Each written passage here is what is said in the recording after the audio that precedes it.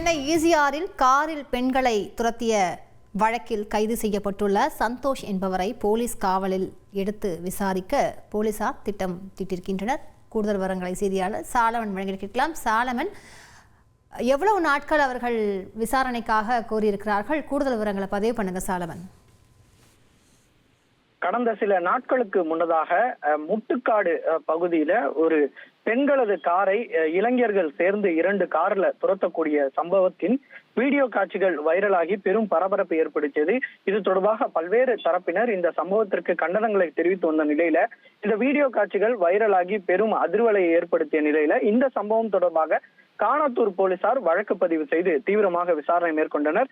இந்த விசாரணையில 7 இளைஞர்கள் இது போன்ற சம்பவத்தில் ஈடுபட்டதும், குறிப்பாக திமுக கட்சி கொடியை சுற்றிவிட்டு இவர்கள் இது போன்ற சம்பவத்தில் ஈடுபட்ட சம்பவமும் நடைபெற்ற நிலையில இந்த விவகாரம் தொடர்பாக சந்தோஷ், தமிழ் குமரன், அஸ்வின், சந்துரு ஆகிய 5 பேரை காணத்தூர் போலீசார் கைது செய்யப்பட்டனர்.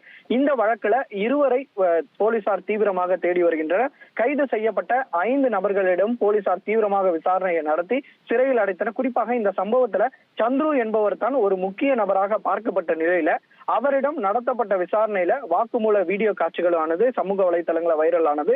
அவர் கொடுத்த வாக்குமூலத்துல சந்தோஷ் என்பவர் மூலமாகத்தான் பெண்களது காரை துரத்தியதாகவும், அவர் கொடுத்த தகவலின் அடிப்படையில் தான் அவர்களது வீடு வரை தாங்கள் துரத்தியதாகவும், இந்த கட்சி கொடி பொருத்தியதற்கான காரணமும் அவர் கூறியபடி தான் எனவும், குறிப்பாக டோல்ல பல இடங்களுக்கு செல்லும் போது டோல்ல பணம் தராமல் ஏமாற்றுவதற்காக இந்த கட்சி கொடியை பொறுத்துவிட்டு தாங்கள் சென்றதாகவும் அவர் வாக்குமூலம் அளித்தார். இந்த விவகாரம் தொடர்பாக காணத்தூர் போலீசார் தொடர்ச்சியாக விசாரணை மேற்கொண்டு வரும் நிலையில இந்த வாக்குமூலத்தை அடிப்படையாக வைத்து பார்க்கும்போது சந்தோஷ் என்பவர் தான் இந்த சம்பவத்திற்கு முக்கிய நபராக இருப்பதால அவரை 3 நாட்கள் போலீஸ் காவல்ல எடுத்து விசாரணைக்காக அனுமதி கேட்டு தற்போது சோழிங்கநல்லூர் நீதிமன்றத்துல காணத்தூர் போலீசார் ஒரு மனு தாக்கல் ஒன்றை அளித்துள்ளனர். இந்த மனு தாக்கல் மீதான விசாரணை இன்று அல்லது நாளை வர வாய்ப்பு இருப்பதாக காணத்தூர் போலீசார் தரப்புல தெரிவிக்கப்பட்டுள்ளது.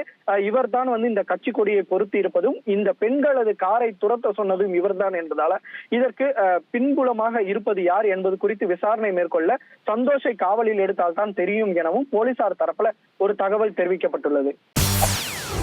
செய்திகளை உடனுக்குடன் தெரிந்து கொள்ள உடனே சப்ஸ்கிரைப் பண்ணுங்க.